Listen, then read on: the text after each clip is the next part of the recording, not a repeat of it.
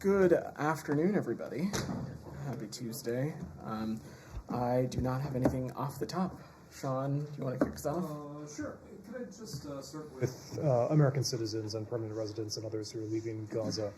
I know there's a new figure that's been given of 400 who are out. Can you just explain a little bit more about that? The time frame, are they still coming out? Have there been people coming out today? And how many, presumably there are some, how many are still left as far as you know? Thanks, Sean. So yes, we have assisted more than 400 U.S. citizens, lawful permanent residents, and other individuals to be able to depart Gaza. We continue to work in partnership with the government of Egypt and Israel towards safe passage for more U.S. citizens, their immediate family members, and U.S. Lawful permanent residents. And we encourage those whose names may have appeared on previous lists that have been published by the Palestinian General Authority for crossings and borders to make their way to the border and attempt to exit. It's our understanding that individuals whose names had been on previous lists published can present themselves and should be able to cross. This, of course, is a very fluid and quickly evolving situation. There are three entities involved in controlling access to the border crossing: Israel, Egypt, and Hamas. And we're continuing to work with Egypt and Israel to ensure that American citizens who have indicated a desire to depart are able to do so. As you've seen over the past number of days, the American citizens have been able to exit, and we expect this number to continue to grow.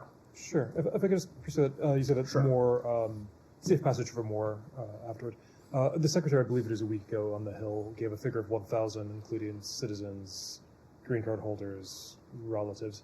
Doing the math, is it safe to say 600 are still waiting, or is that, or the figures have they been evolving? I mean, that is, if you were to do basic arithmetic, that is, of course, the number that you would get to. But I again just want to caveat, as we have in any circumstance that involves American citizens in any part of the world, we of course do not ask American citizens to register when they travel and so on and so forth.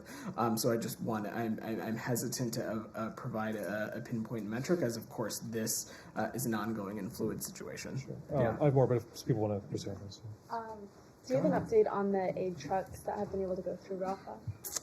I do have an update on additional humanitarian. So as of November 7th, today, approximately 526 trucks carrying humanitarian supplies have entered Gaza through the Rafah crossing, as reported by the UNOCHA.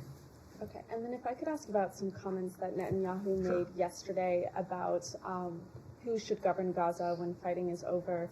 He said he thinks Israel, for an indefinite period, will have overall security responsibility. What's your take on those comments? Have you sought any clarification from the Israeli government about what they meant by that? Do you have any concerns? So we, of course, engage with our partners in the Israeli government about a number of things, especially currently as this situation continues to be ongoing. I would refer you to the Prime Minister's office for further elaboration on that particular quote. Our viewpoint is that Palestinians must be at the forefront of these decisions, and Gaza is Palestinian land, and it will remain Palestinian land. And generally speaking, we do not support reoccupation of Gaza, and neither does Israel. Secretary Blinken was fairly clear about that during his travels as well. But it's important to note that at the same time, we agree with Israel that there is no returning to the October 6th status quo.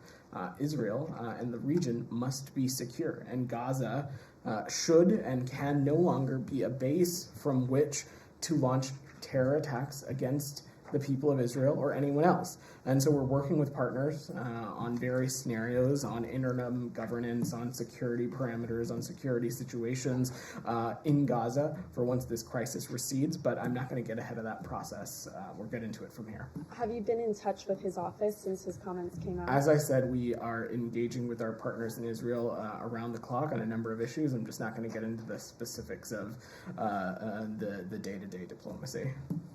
Olivia, go ahead. Thank you. Can I follow up on the aid trucks, please? Sure. Because last week, the number of aid trucks getting into Gaza seem to be increasing every day.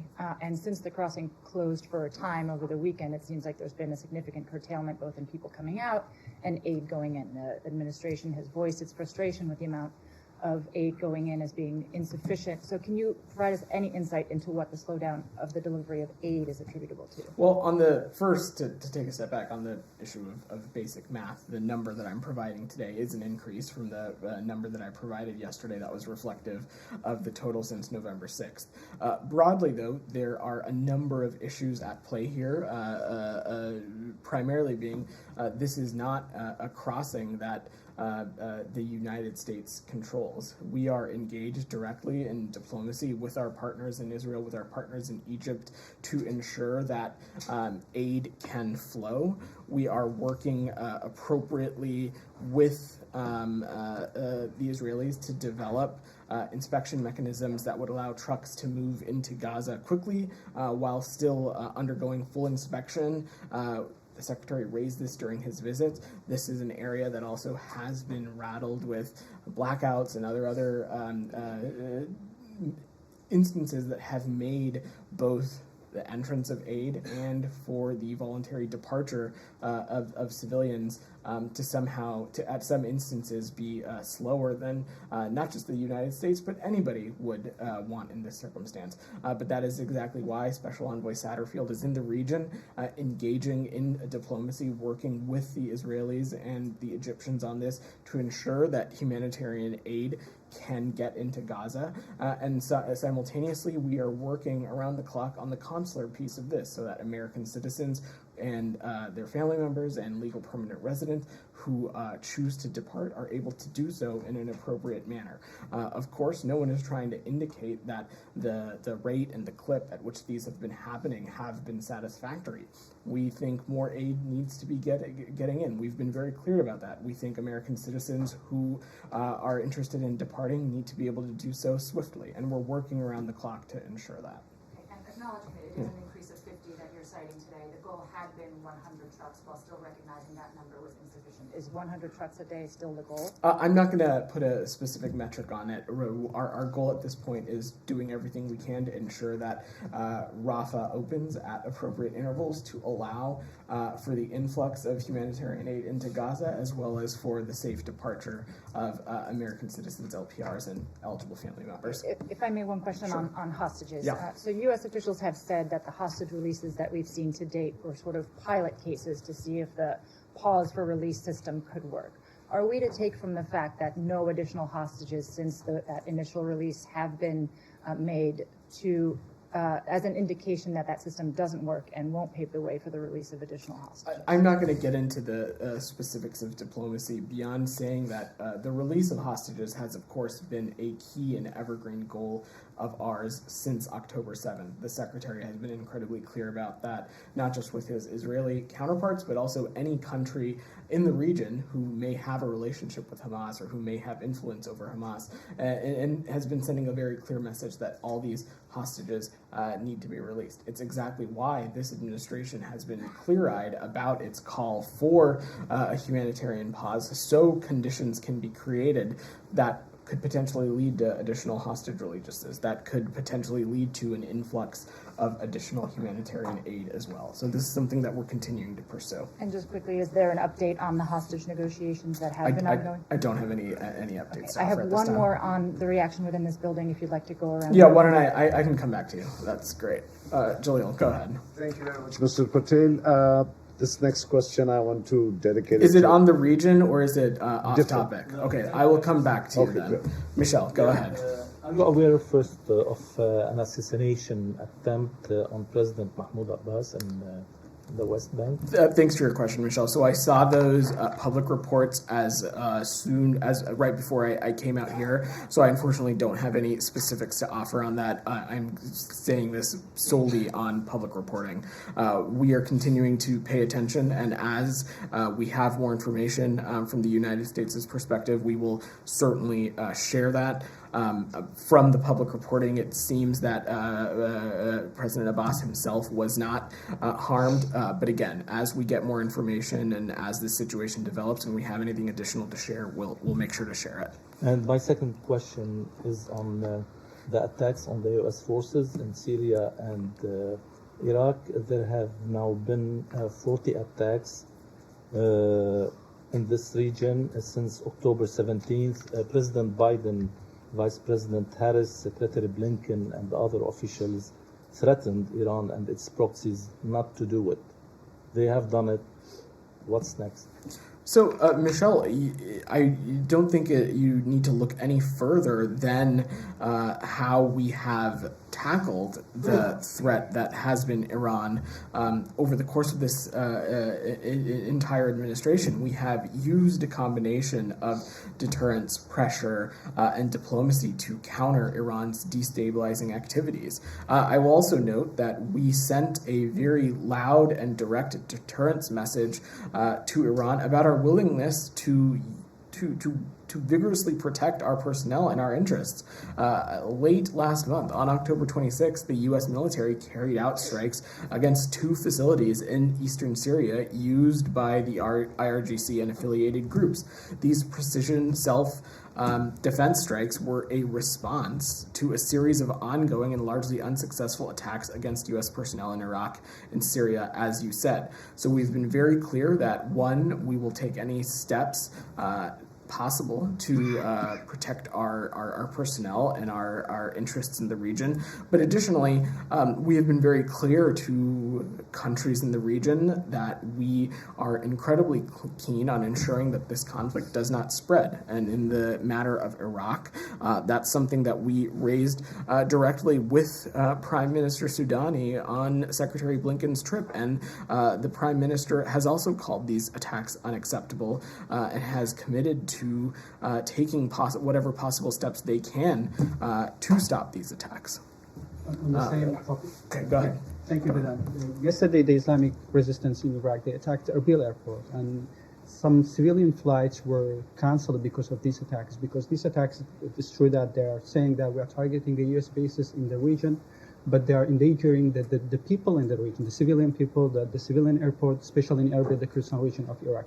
And today, the president of the Kurdistan region said that this is extremely dangerous development in the region, and we call to some solution and to hold those groups responsible. What engagements do you have with the Iraqi and with the Kurdish government to prevent these attacks, to not put dangers the civilians and the people who are living in the region? Well, I'm glad you raised that. The impact on civilians, of course, in this context, but especially in these attacks that are being carried out in Iraq, is of course of importance to us. And one of the aspects that we have raised directly with the government of Iraq, it's something the Secretary raised directly with Prime Minister Soudani. I'm not going to get into the specifics, but the Prime Minister himself called these attacks unacceptable, and it's something that we're going to continue to engage on with the Iraqi government to take whatever steps we can to hold the perpetrators accountable. And one more question. Sure. And where are you in your discussion with the Israeli government on the humanitarian pause? And could you speak about this humanitarian pause? What do you mean by that? On the what? Humanitarian pause. Humanitarian pause. Again, and I touched a little bit about this yesterday, our goal, our end goal here, I think, is threefold. Is first, we want conditions created that will allow for the entrance of additional humanitarian aid into Gaza. We want the conditions to be such that will allow potentially for additional hostages to be released by Hamas. And we also want the conditions to be such that Hamas is not able to use such a time to regroup, grow stronger, position itself in a way to further attack the people of Israel, to conduct further terrorist attacks. So we can call it whatever we want, but that is what we are looking at, and those are the end goals that we are trying to achieve through our diplomacy, through these engagements that we're having, not just with our Israeli counterparts, but with partner countries in the region as well. Rabia, go ahead. Thank you. There are some alarming reports coming out of Gaza with regards to shortage of food shortages. Many hospitals announced they won't be operational. without new fuel supplies. Do you have any updates on the U.S. efforts on getting fuel inside Gaza? Yesterday you said the U.S. continues to work on this, but do you have any updates since yesterday? I don't have any specific updates for you. Again, we recognize that fuel is urgently needed in Gaza and the critical role that it plays in both the access to free water, clean water treatment, desalination, and things like that. We also understand the critical role that it can play in ensuring some basic needs and protecting public health. And that's exactly why Special Envoy Satterfield is discussing ways with Israeli authorities, with Egyptian authorities, donors, and aid agencies on what mechanisms exist to enhance the flow of fuel into Gaza to benefit the civilians. But I don't have any updates for you. Go ahead. Do you have any information on Israel specifically turning away trucks that have tried to enter upon Israel's inspection, including because they were carrying fuel or any other reasons? I don't have any specifics reports to share, but what I can just say on the inspection mechanism, and I touched a little bit on this, is that that's something that we're working diligently with our Israeli partners on. It's something that the Secretary raised during his travels as well. We're working with them to develop additional inspection mechanisms that we hope will allow trucks and aid to enter Gaza more quickly and more efficiently, and we're hoping we'll be able to talk more about that in the coming days and weeks. Alex, go ahead. Thanks, Vedant. Very quickly on the Secretary's trip, I want to get you out of Middle East briefly. I know you will be looked back anyway. I think there's quite a other questions on the region, Alex. So yes, if this is not on the region, I'm going to have to come back to you. Just very quickly on the trip, then come back to me on Ukraine and Russia. Okay. The Secretary, when he met with Turkish officials, did he get any assurance that Sweden will become NATO member by the end of this month? That's exactly the kind of question. That's not on the region, Alex. I will take it because you just asked. Look, we have been very clear about our viewpoint on Sweden's accession to NATO. We have long felt that they are ready to be a NATO ally, and we think that the agreements that were made under the Madrid summit have been met. And so we're going to continue to work and let this process play out. I have no doubt that it was something that was discussed, but I'm not going to get beyond the readout. That's a clear understanding of why it is taking longer. Again, I'm just not going to get into the specifics beyond that. Sam, you had your hand up patiently. Go ahead. Thank you. The group Democracy for the Arab World Now, founded by slain journalist Khashoggi, put out a recent statement charging that there's a grotesque hoax by the Biden administration, not just greenlighting, but bankrolling ethnic cleansing. They specifically cite parts of the supplemental that the administration has sought that fund the proposed humanitarian aid to Palestinians who have been displaced from Gaza into neighboring countries. And they also highlight the fact that the Israeli government appears imminently planning a move of Palestinians permanently from Gaza to Egypt, and they cite a leaked Israeli intelligence ministry report along those lines. So, what do you have on that?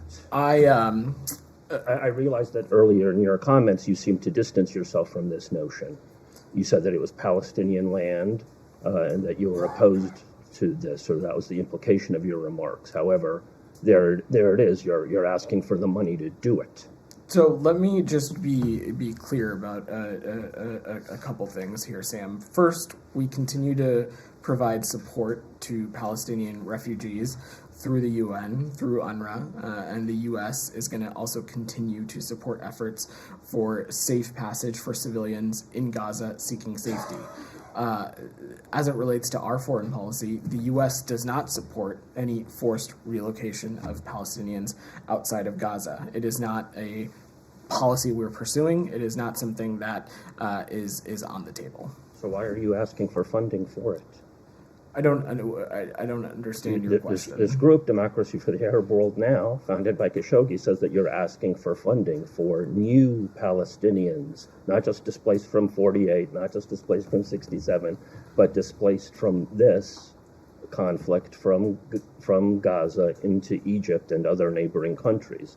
I think it's an open secret that Israel has been attempting. We're not engaging in any situation in which Egyptian land would be leased. I've not seen that letter, nor am I going to get into the specifics of the funding request to Congress from up here. But forced relocation is not something that we are looking at, or is on the table, or a policy that we support. I'm asking you about your funding. Excuse me, Vedant, thank you. How long of a pause in the ceasefire does the State Department and President Biden have in mind for Israel in a brief follow-up? We're not calling for a ceasefire. Okay. That's not policy we're pursuing. Okay, then following. Why aren't Secretary of State Blinken and President Biden asking Hamas and Hezbollah for a pause in their firing of rockets on Israeli communities? Don't even know where to begin with that talk. We have, since the onset of this conflict, we have condemned Hamas for their destructive terrorist attacks on the Israeli people on October 7th. We have also been incredibly clear to Hezbollah and any other malign actors that they should not use this opportunity to widen this conflict. And when we're talking about a humanitarian pause, what we are talking about is conditions that simultaneously ensure that Hamas is not in a position in which it can regroup, re-strengthen itself, position itself in a way to further conduct attacks on the Israeli people, while also creating conditions that perhaps will allow for the further provision of humanitarian aid into Gaza, that will perhaps allow conditions that other hostages can be released as well. Well, Go ahead. Is still I've taken two Thank of you. your questions. Go ahead. Thank you. Just to follow up on Sam, in March 2021, Secretary Blinken accused China of the crime of genocide for its alleged treatment of the Uyghur minority, but he didn't accuse them of killing on any mass scale or forcible transfer. Now we see with Israel's military assault on Gaza, something like every 200 people in the Gaza Strip has been eliminated. Over 4,000 children killed. The Ministry of Intelligence, as Sam pointed out, in Israel has published a blueprint for the forced transfer of the entire Palestinian population to Egypt. We have the intent to commit genocide expressed at the highest level of the Israeli government, including Netanyahu himself referring to the Palestinian population as Amalek, the biblical Amalek. So I wonder, when you're accusing one country of genocide without accusing them of mass killing, and then blocking ceasefires to enable another country's military assault, what metric are you using to determine genocide, or is this just political rhetoric? It's certainly not political rhetoric. The department, and I talked a little bit about this yesterday, we have a rigorous process in place for evaluating whether something constitutes as genocide or not, and that is true in any country that that situation might be being looked at. That is not a term that we have assessed pertains to this current conflict. We are, of course, monitoring the evolving situation and are examining facts as they develop. This continues to be an incredibly challenging and fraught situation, but it's also important to remember that Hamas bears responsibility for sparking this war. They have brought this tragic war to Gaza. Okay, well, President Biden has accused the Russian government of genocide for its actions in Ukraine, where in 2 years it has killed as many civilians as Israel has killed in 1 month in the Gaza Strip. So how do you account for that disparity where you're assisting one country and accusing the other of genocide when the country you're assisting has systematically killed so many more people in 1 month? Those circumstances are totally and completely not the same, and to make a comparison like that, candidly, is incredibly inappropriate. We have been, please don't interrupt me. We have been, have raised directly with the Israeli government about the need to distinguish between Hamas terrorists and Palestinian civilians. This is something that the secretary has raised directly on his travels. We even laid out that we believe that there are commitments that can be made additionally on dealing with protecting civilian life more effectively. And we're watching very closely to make sure that happens. But you've referred to Palestinian civilians as human shields. Doesn't that blur the distinction between civilians and militants? I am not. We have not referred to Palestinian civilians as human shields. We have said. I sat here and heard Matthew Miller refer to them as human shields. We have said that Hamas is using Palestinian civilians as human shields. That is not hyperbole. That is something that we have seen Hamas do as they continue to integrate themselves into key civilian infrastructure across Gaza. Wouldn't that be blurring the distinction between civilians and combatants? If you say Hamas is using civilians as human shields, wouldn't that be in some ways justifying the killing of civilians because they happen to be in the way, we are not in justifying. their homes? There is no one in this administration that is justifying killing of civilians. Any civilian life loss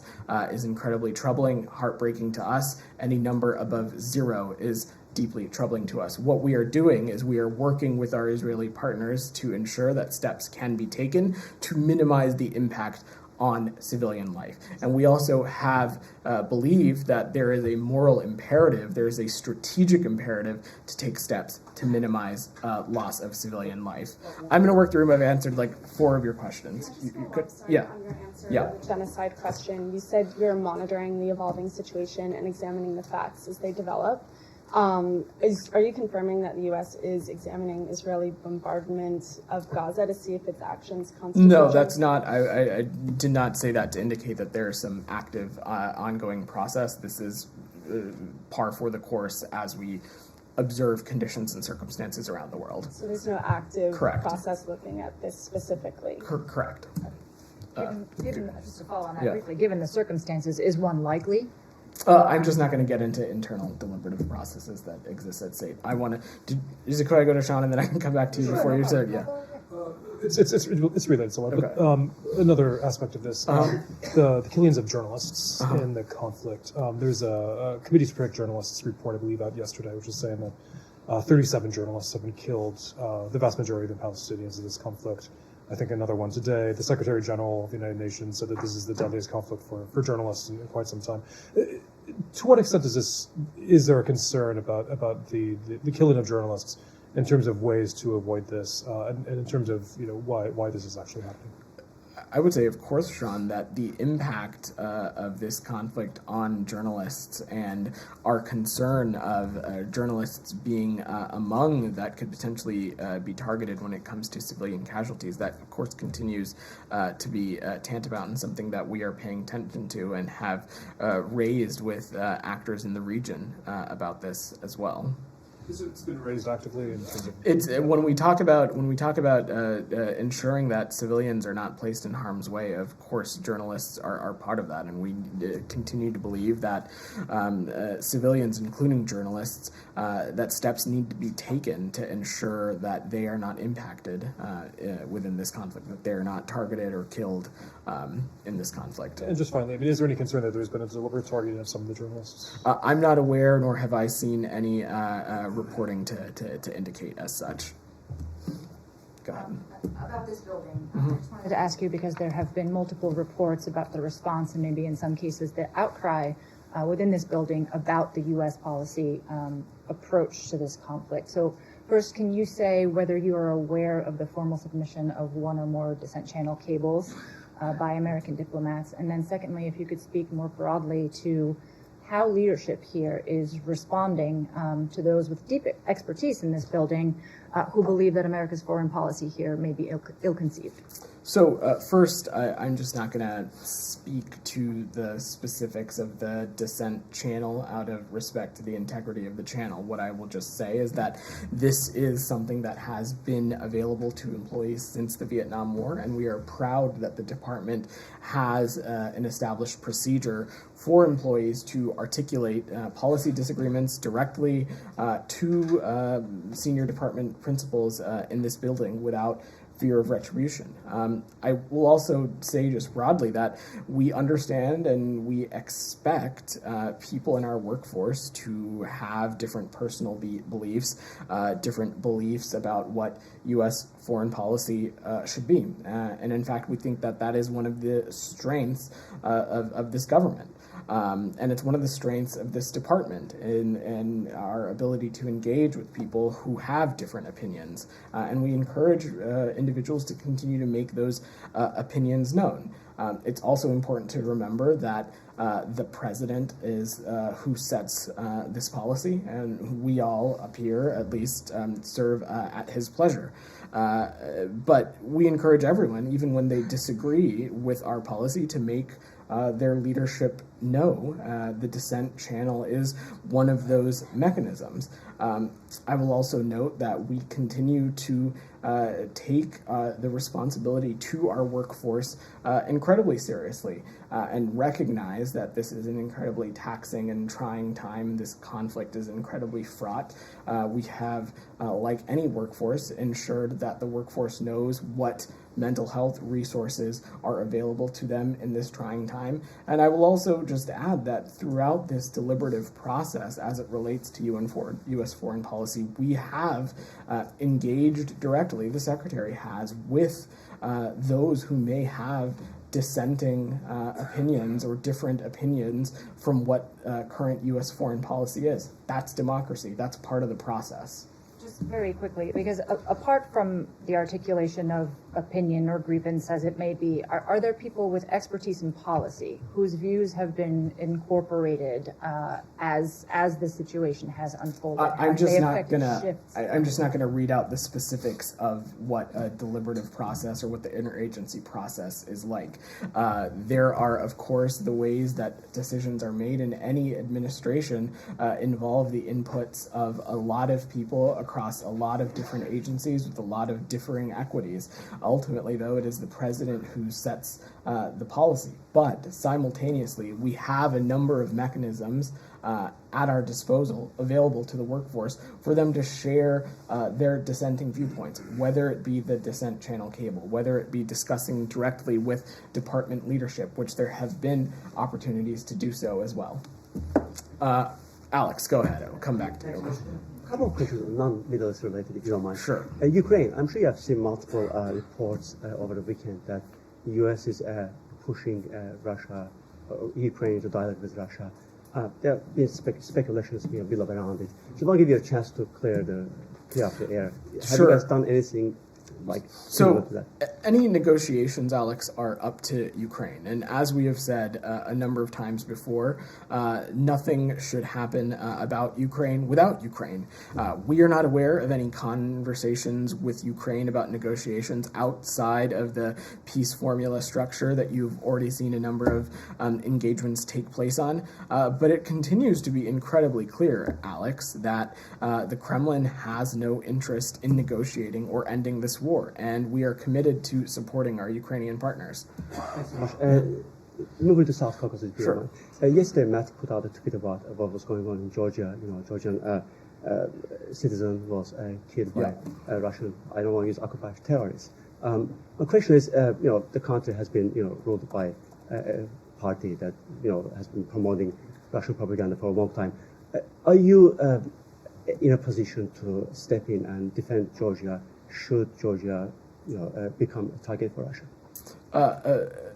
Alex, I'm not going to get ahead of anything that happens that would be incredibly inappropriate, but I will just echo what was in the tweet yesterday, which is that we condemn that killing. And it is another example of the destruction that is ongoing, that's being caused by Russia's occupation of Georgia's sovereign territory and elsewhere. And it's something that we'll continue to monitor and call out as well. Thank you. My final question, Armenia, Azerbaijan. Yeah. We were told in September in this building by senior officials that both Azerbaijan and Armenia had agreed to send their officials to Washington for another round of meeting. Now we have seen lately they are engaging carousel of form shopping.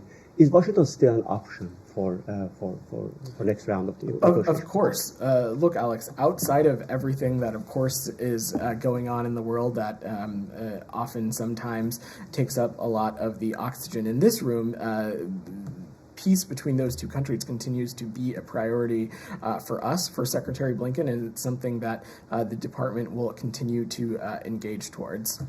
You had your hand up. Then I'll come back to you, Sean. Go ahead. Thank you. So 2 questions regarding China and South Korea, if you don't mind. South Korea is a key U.S. security ally, and the State Department has been very clear in raising concerns over China's human rights practices as well as its economic coercion toward other countries.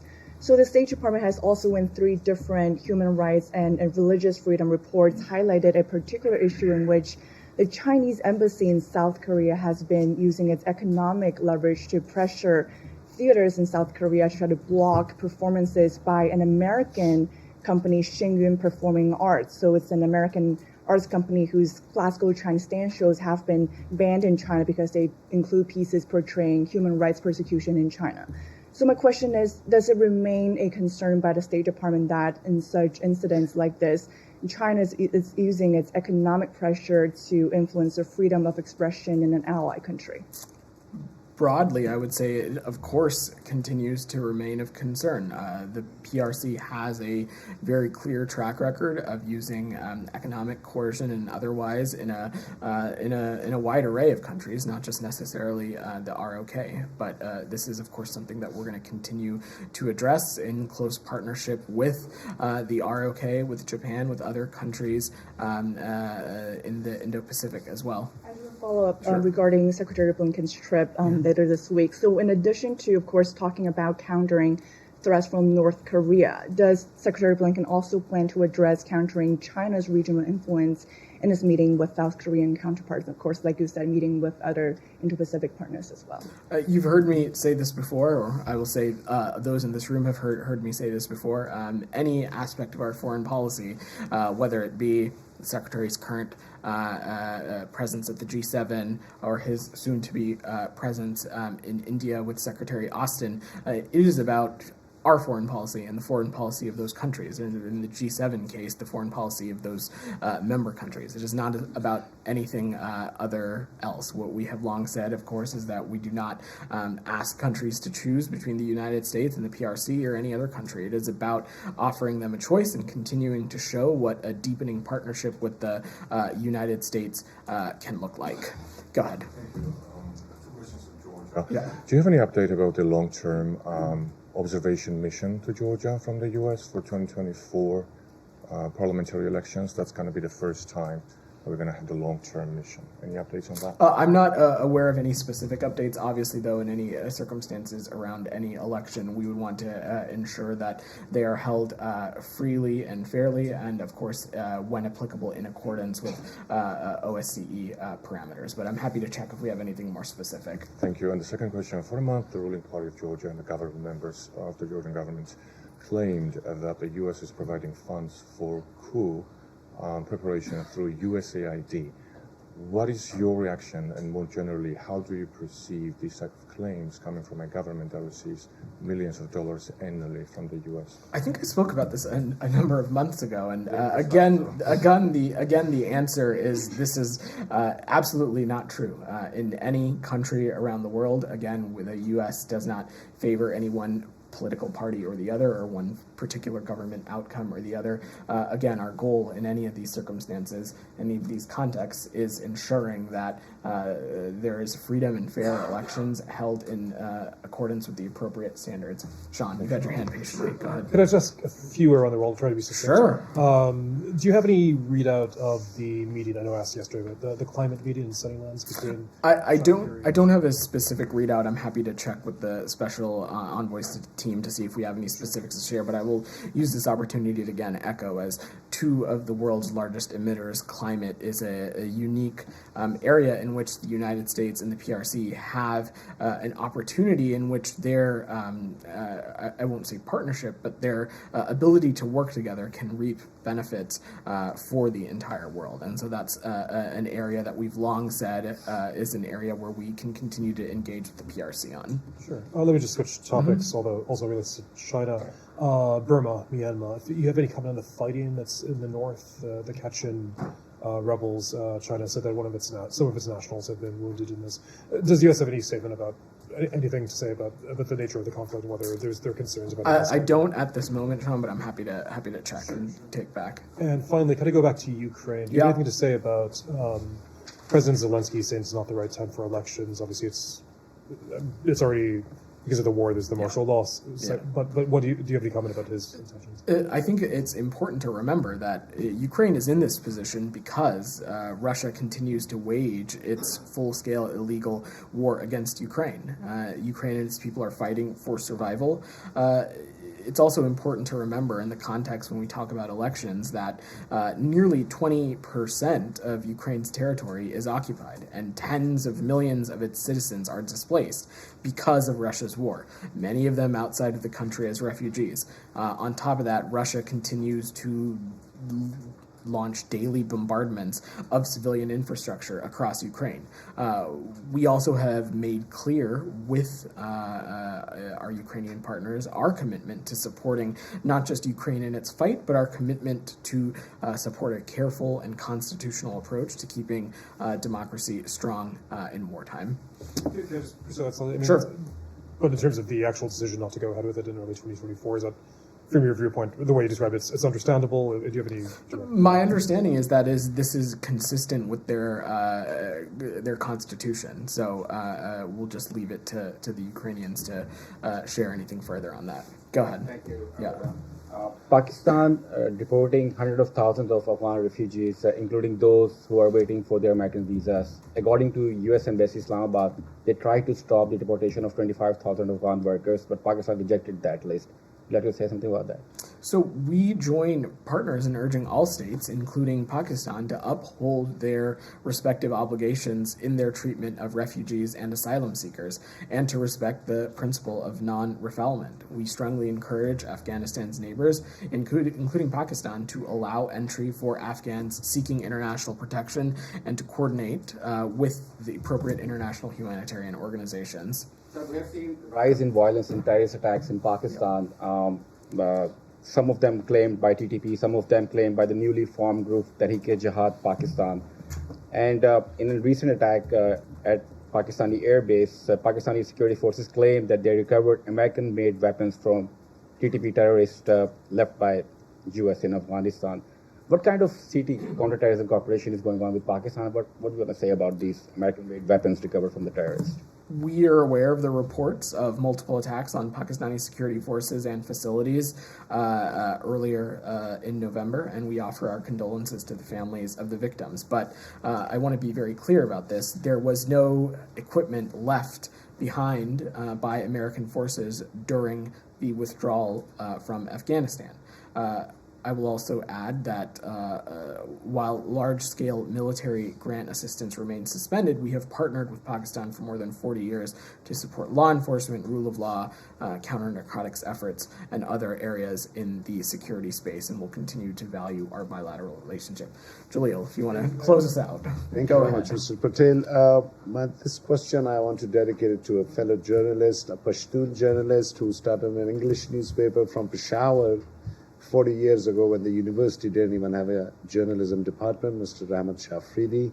The Pashtuns, who both in Pakistan and Afghanistan are about 50 million people. Since Cold War, then the Taliban rule, then 9/11, it is one ethnicity that has suffered the most, whether it's their culture, language, moving within the country. State Department takes many initiatives, studies, whether it's reports, and can the Secretary be kind enough to study how the Pashtuns' ethnicity has suffered since last 40 years as part of their culture and everything?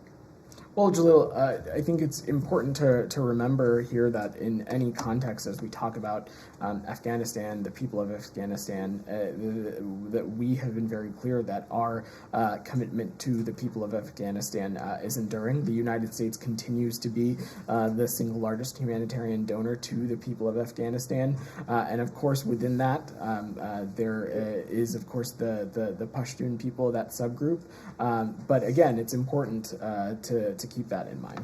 Daphne, do you have your hand up? Just one more question. Right, then I'll come to you. Former Prime Minister, a known corrupt politician as well, Nawaz Sharif, has come back to Pakistan. He has been convicted by Supreme Court, a big staunch opponent of Imran Khan. So does the State Department welcome Mr. Nawaz Sharif's back to Pakistan politics? Anything to say about that? As I said just earlier, in any country, we are not supportive of one particular party or government over the other.